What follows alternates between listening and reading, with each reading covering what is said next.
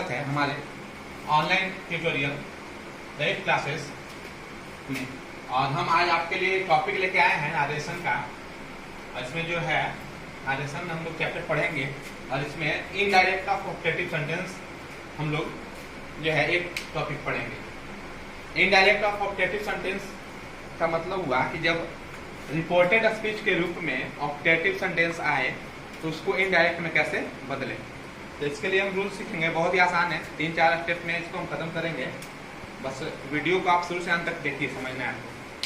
तो शुरू करते हैं इनडायरेक्ट ऑफ ऑब्जेक्टिव सेंटेंस। आपको कुछ परिभाषित शब्द है उसको समझ लेना होगा। ऑब्जेक्टिव सेंटेंस जब डबल इन्वर्टेड कॉमा के अंदर आएगा तो वो ऑब्जेक्टिव सेंटेंस जो होगा रिपोर्टेड स्पीच कहलाएगा। और हम वही अभी करने वाले हैं, डबल इन्वर्टेड कॉमा के अंदर ऑब्जेक्टिव सेंटेंस आएगा और जब आएगा तो उसको इनडायरेक्ट में कैसे बदलेंगे। तो सबसे पहले हमको जानना होगा कि ऑब्जेक्टिव सेंटेंस क्या होता है। ऐसे मैंने सेंटेंस पढ़ाया था, चैनल पे अपलोड भी है वीडियो, तो आप देख लेंगे तो क्लियर हो जाएगा। तो एक बार फिर से मैं रिपीट करता हूँ, यही है ऑब्जेक्टिव सेंटेंस। ऑब्जेक्टिव सेंटेंस 4 अर्थों में यूज होता है: wish, bless, curse and play. Wish हो गया आपका इच्छा, ब्लेस आशीर्वाद, कर्स श्राप, प्ले प्रार्थना। तो ये 4 अर्थों में ऑब्जेक्टिव सेंटेंस का यूज होता है। और इसका स्ट्रक्चर जो होता है, ऑब्जेक्टिव सेंटेंस के स्ट्रक्चर की हम बात करें, ये स्ट्रक्चर होता है जनरली ये मे से शुरू होता है, इसके बाद सब्जेक्ट, इसके बाद V1, इसके बाद ऑब्जेक्ट या कॉम्प्लीमेंट, उसके बाद होता है एक्सक्लेमेशन मार्क। जैसे एग्जांपल ले लेते हैं, मे आई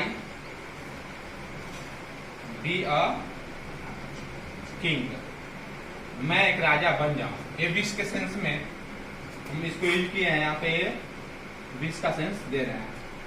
और एग्जांपल इसका है मे you live long, may you live long, आप दीर्घायु हो।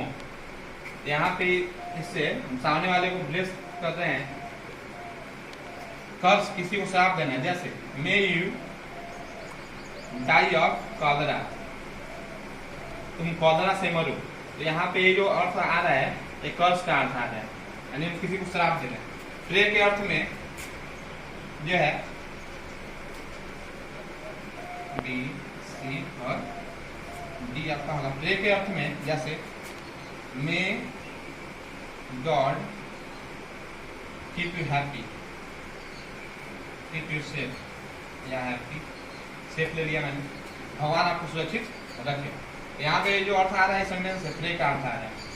तो जब डबल इन्वर्टेड कॉमा के अंदर ऑब्जेक्टिव सेंटेंस आए तो आपको सबसे पहले ये समझना है कि ऑब्जेक्टिव सेंटेंस का प्रयोग इन चारों में से किस अर्थ में हुआ है, ये समझना बहुत ही जरूरी है। अरे सेंटेंस देख के आप समझ जाएंगे और उसी के अकॉर्डिंग हम आगे रूल्स को पढ़ेंगे। इस रिपोर्टिंग वर्ब को इन्हीं 4 में से किसी एक में बदलना होता है। डबल इन्वर्टेड कॉमा के लिए हम दैट का प्रयोग करते हैं। और ये जो स्ट्रक्चर है, ये ऑब्जेक्टिव स्ट्रक्चर है, इसको हम असर्टिव में बदलते हैं। उसके बाद अन्य जो परिवर्तन होता है उसको change of person, change of tense के नियमानुसार कर देते हैं। और इस तरीके से आपका ऑब्जेक्टिव सेंटेंस का इनडायरेक्ट जो है वह फाइंड हो जाता है, आप याद कर लेते हैं। तो शुरू करते हैं इनडायरेक्ट ऑफ ऑब्जेक्टिव सेंटेंस। अभी आपने ऑब्जेक्टिव सेंटेंस को समझा, कितने अर्थों में इसका प्रयोग करते हैं, उसका क्या स्ट्रक्चर है। तो जब रिपोर्टेड स्पीच के रूप में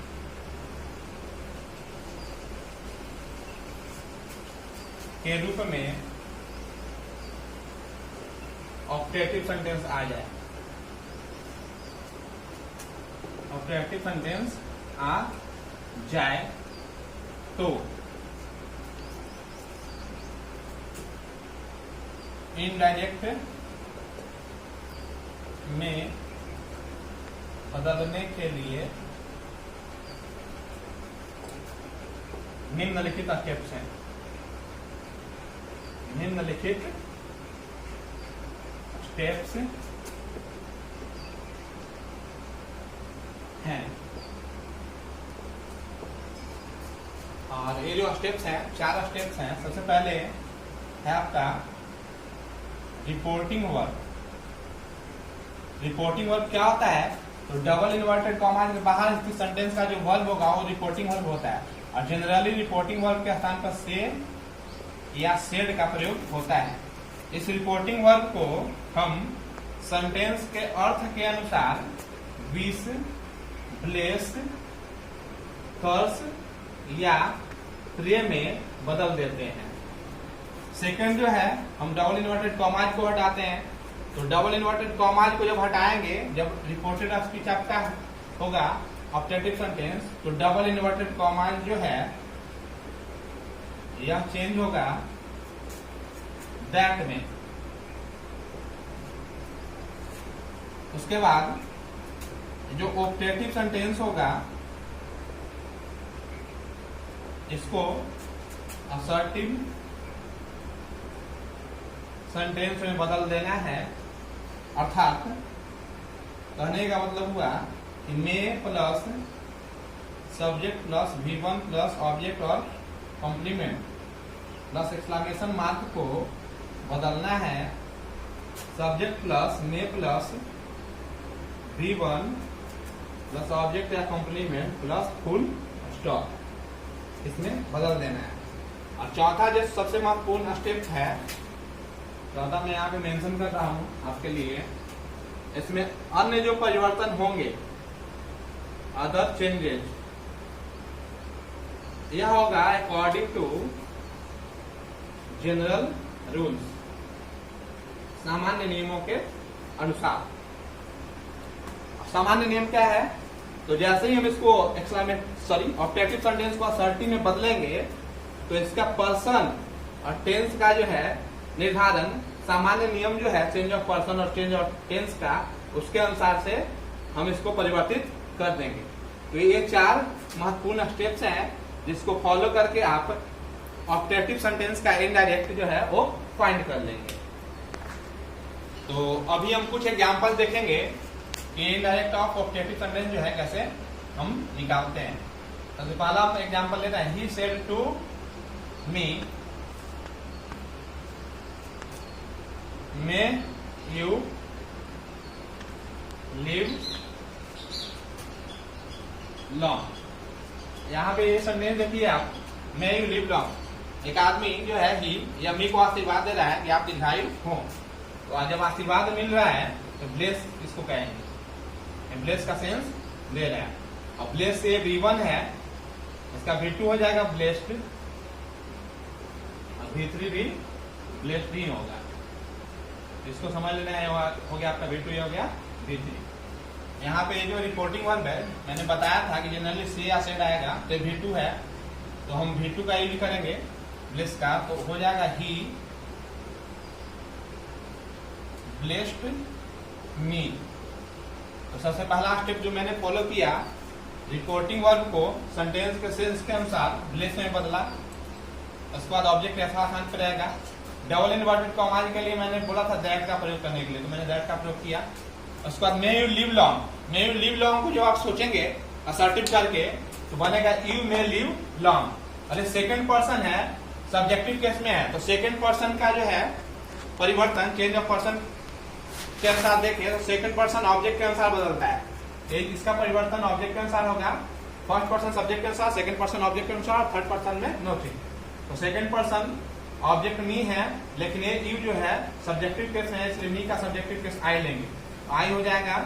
आई के बाद मे का प्रयोग होगा, चूंकि रिपोर्टिंग वर्ब पास्ट टेंस में है तो ये जो है मे बदल जाएगा माइट में, जनरल रूल्स के अनुसार चेंज ऑफ टेंस में हम पढ़ चुके हैं। He left me that I might, बाकी को हु लिख दिया जाएगा, he might, I might live long. उसके बाद एक्सक्लेमेशन मार्क को फुल स्टॉप में बदल देना था। ये होगा फर्स्ट एग्जांपल। सेकंड एग्जांपल में देखते हैं, he the saint said to the thief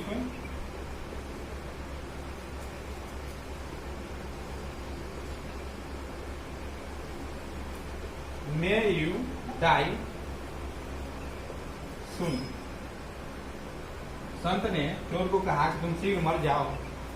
यहाँ पे इस सेंटेंस को देखें तो आपको क्या दिख रहा है, यहाँ पे कर्स का सेंस है, दे रहा है, श्राप। तो हम स्टेप्स को फॉलो करेंगे। द सेंड टू कर्स का भेट हो जाएगा कस्ट, लिखेंगे कस्ट।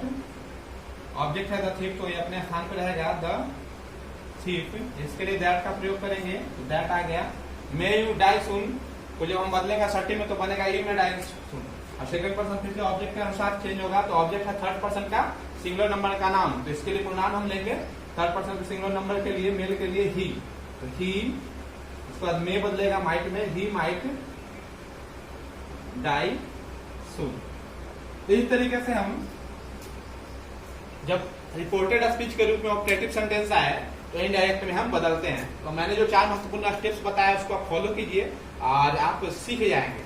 और अभी हम कुछ महत्वपूर्ण नोट्स पे बात चर्चा कर लेंगे जो इससे संबंधित है इनडायरेक्ट ऑफ ऑब्जेक्टिव सेंटेंस से, उसको आप देख लीजिएगा और इस तरीके से आपका indirect of objective sentence complete हो जाएगा।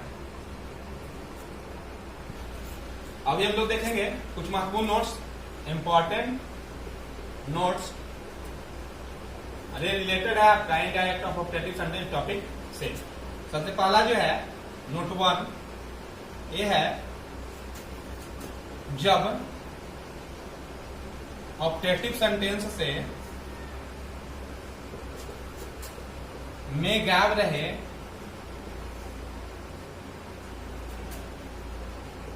तो भी इनडायरेक्ट में बदलते वक्त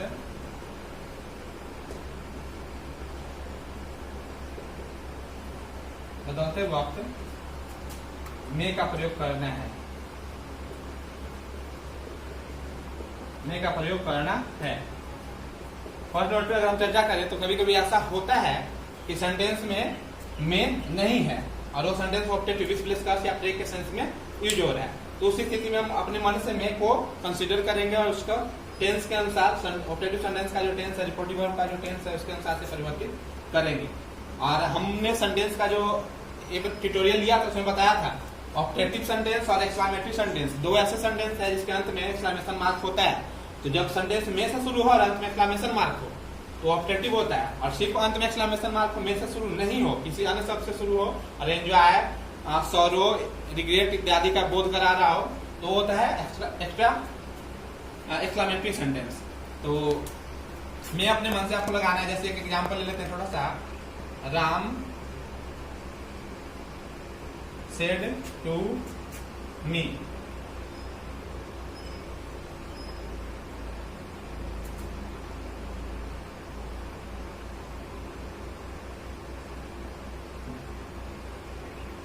you be successful, you be successful। तो यहाँ पे एक्सक्लेमेशन मार्क जो बता रहा है कि या तो ऑब्जेक्टिव होगा या एक्सक्लेमेटरी सेंटेंस होगा। तो एक्सक्लेमेटरी सेंटेंस में ब्लेस का सेंस नहीं आता है, यहाँ पे सेंस जो आएगा ब्लेस का ही आएगा। सामने वाले को आप ब्लेस कर ब्लेसिंग दे रहे हैं, आशीर्वाद दे रहे हैं, तो ब्लेस मानेंगे और यहाँ पे में नहीं है, में गैप है।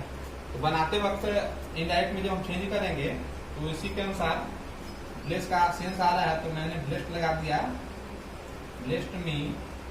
उसके बाद सेकंड पर्सन जो है ऑब्जेक्ट के अनुसार बदलेगा तो मी का हो जाएगा आई। अभी मे नहीं है लेकिन मे आपको सोचना है, मे प्लस सब्जेक्ट को सब्जेक्ट प्लस मे बदलते थे, तो ये हो गया सब्जेक्ट, मे का हो जाएगा रिपोर्टिंग और पास्ट टेंस में होने का माइट। उसके बाद बी सक्सेसफुल। ये पहला नोट है। अगर ऑब्जेक्टिव सेंटेंस में जब ऑब्जेक्टिव सेंटेंस आ जाए डबल इन्वर्टेड कॉमा के अंदर और मे उसमें नहीं रहे तो अपने मन से आपको मे लगाकर इनडायरेक्ट में बदलना है। सेकेंड जो है बहुत ही महत्वपूर्ण है, बीस या प्रे में जब आप रिपोर्टिंग वर्ब को बदलते हैं तो इसके बाद किसी ऑब्जेक्ट का प्रयोग नहीं करते हैं। नो ऑब्जेक्ट ये है, जब बीस और प्रे का सेंस दे तो ऑब्जेक्ट का प्रयोग हम नहीं करेंगे। जैसे एक छोटा सा एग्जांपल हम अभी लेंगे, बीस या प्रे के बाद ऑब्जेक्ट का प्रयोग नहीं होगा। इसका एग्जांपल है The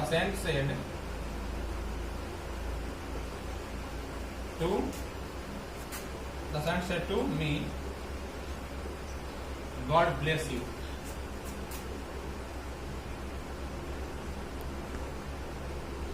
गॉड ब्लेस यू, इसको अगर हम बदलेंगे, यहाँ पे सेंड जो है ये प्रे कर रहा है, ईश्वर से भगवान आपकी रक्षा करें, तो प्रे का सेंस से दे रहा है, तो उसको बदलेंगे रिपोर्टिंग वर्ब को प्रे के अनुसार। V2 है तो सेड जो है बदल जाएगा प्रेड में, तो द सन प्रेड, और मैंने भी बताया विश या प्रे के बाद ऑब्जेक्ट का प्रयोग नहीं होगा, तो मी का प्रयोग नहीं करना है। अब इसके लिए दैट का प्रयोग करेंगे, दैट मे इसमें नहीं है, तो फर्स्ट जो नोट बताया तो उसके अनुसार मे आपको कंसिडर करना होगा। और गॉड के लिए जी हमेशा कैपिटल लिखा जाता है, जो सर्वशक्तिमान ईश्वर है उसके लिए गॉड का जी हमेशा कैपिटल लिखा जाता है। तो the sun prayed that god, में आपको कुछ तो सोचना है, नहीं है फिर भी, गॉड माइट ब्लेस यू। और इस तरीके से आपका जो दो नोट था ये भी मैंने एग्जांपल से क्लियर किया। तो आपका इनडायरेक्ट ऑफ ऑब्जेक्टिव सेंटेंस पे जितना एक्सरसाइज है सारा आप बनाइए। कुछ दिक्कत हो तो आप हमसे कांटेक्ट कीजिए, हमारे व्हाट्सएप पे आप क्वेश्चन कर सकते हैं, या हमारे चैनल पे जाके वहाँ पे आप कमेंट बॉक्स में क्वेश्चन कर सकते हैं। और अगला जो ट्यूटोरियल होगा आपका नरेशन का, वो होगा इनडायरेक्ट ऑफ एक्सक्लेमेटरी सेंटेंस का। तो आप अच्छे से प्रैक्टिस करें और मिलते हैं नेक्स्ट वीडियो को लेकर इनडायरेक्ट ऑफ एक्सक्लेमेटरी सेंटेंस में। तब तक के लिए बहुत बहुत धन्यवाद।